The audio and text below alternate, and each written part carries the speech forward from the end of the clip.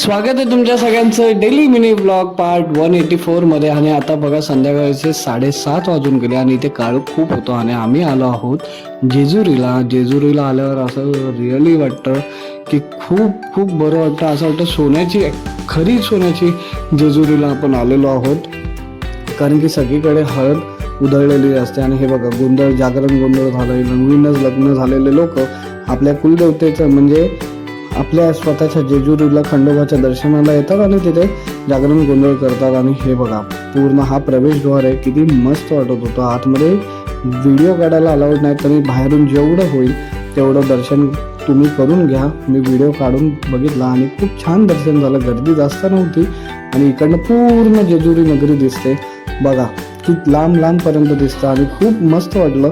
तुम्ही आलात का इथे आणि तुम्हाला कसा वाटला ब्लॉग मला कमेंट करून सांगा. भेटूयात नेक्स्ट ब्लॉगमध्ये. तोपर्यंत टाटा बाय बाय.